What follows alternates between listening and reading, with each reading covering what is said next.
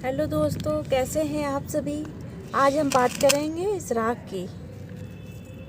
ये राख विंटर के फ्लावर में, कोई भी सीज़न के फ्लावर में राख का बहुत ही कीड़े मकोड़े फंगस पौधों में नहीं लगती है। इसे डालने से इसका बहुत ही फ़ायदा है।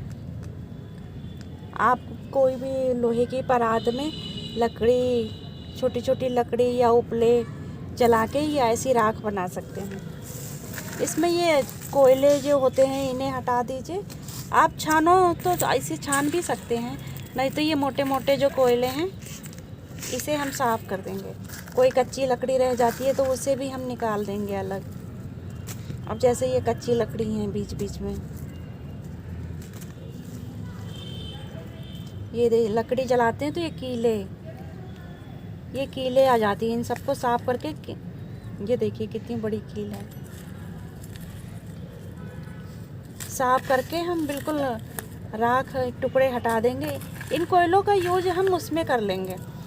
सकुलेंट हम लगाते हैं तो सकुलेंट की मिट्टी जो बनाई जाती है उसमें कोयले के टुकड़े उसमें डाल सकते हैं। इसको मैं पूरा क्लीन कर लेती हूँ, फिर मैं बताती हूँ।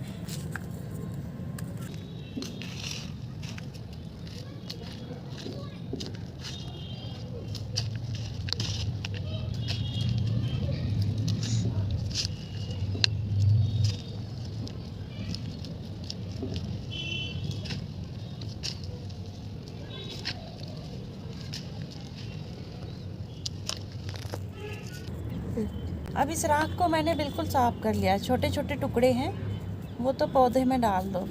आप छानना चाहें तो इसे छान भी सकते हैं। मैं तो नहीं छानूंगी, इसे को ऐसे ही यूज कर लूँगी। और ये जो हमारे कोयले निकले हैं ये दिख रहे होंगे, ये कोयले हैं, ये सकुलेंट में यूज कर लेंगे। इस कोयले को हम सकुलेंट में यूज करेंगे। सकुलेंट लगाऊंगी, उसकी मिट्टी बनाने में ये सारे यूज हो जाएंगे। दोस्तों, इस राख में बहुत सारे गुण होते हैं। एक तो पौधे में फंगस नहीं लगता है, इसको डालने से कीड़े मकोड़े नहीं लगते हैं। इसमें पोटेशियम, मैग्नीशियम, फास्फोरस और बहुत सारे मिनरल्स होते हैं जो इस पौधों के लिए बहुत ही ज़रूरी होते हैं।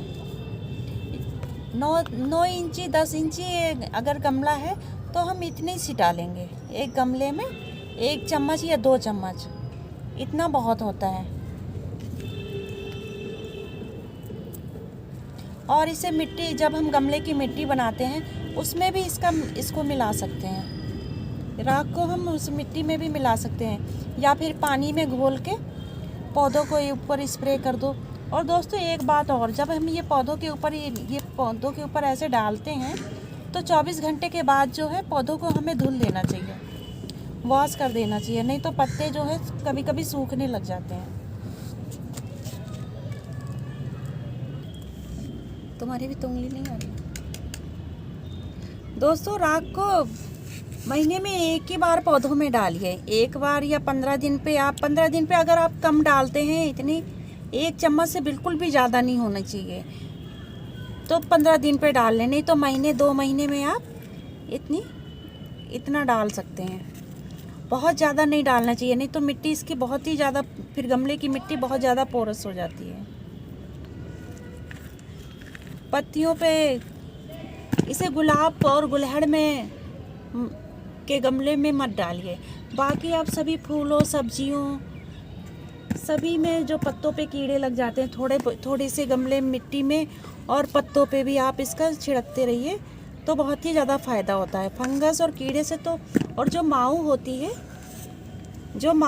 है पत्तों में लग जाती है, उसमें राख बहुत ज़्यादा फ़ायदा करती है। आप पानी बोतल से भी स्प्रे कर सकते हैं, नहीं तो सबसे अच्छा है आप ऐसे लेके पत्तों पे ऐसे ऐसे डाल दीजिए और 24 घंटे रहने दीजिए। 24 घंटे बाद वॉश कर दीजिए और फिर अगले हफ्ते फिर आप ये राख जो है छिड़क दीजिए।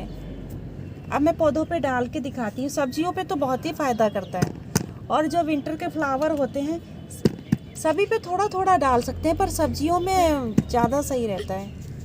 ये मेरे मिर्ची के पौधे हैं, तो इनकी पत्तियों पे ऐसे हल्के हल्के, जब फ्रूट नहीं लगे होते हैं तब कीड़े भी ज़्यादा लग जाते हैं फूलों के टाइम पे, आप तभी इसको डालिए। जैसे टमाटर हैं, ये मैंने कल टमाटर तोड़ लिए थे बहुत सारे। मैं खाली ये दिखाना चाह रही हूँ, जैसे बैगन है, आप सभी पे ये डाल सकते हैं, बहुत ही ज़्यादा फ़ायदा करता है। अब फूलों के टाइम पे तो ज़्यादा ही कीड़े लगते हैं, फंगस का डर रहता है, तो उस टाइम ये ज़्यादा सही रहता है। ये मिर्ची लगी हैं, अब इनको पौधों को मैं कल वॉश कर दूँगी, कल मैं सभी को धुल लूँगी। अब ये जैसे इनकी जड़ों में, और फिर बाद में मैं गुड़ाई कर दूँगी।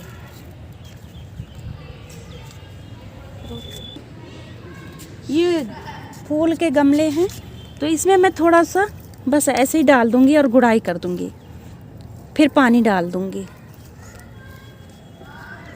ये गुलाब का है, तो इसमें भी इसके गमले में मैं डाल दूँगी, क्योंकि फूल अगर पत्तियों पे डालूँगी तो फूल बहुत ज़्यादा हैं, फिर मुझे कल वॉश करना होगा तो सारे फूल ख़राब हो जाएंगे।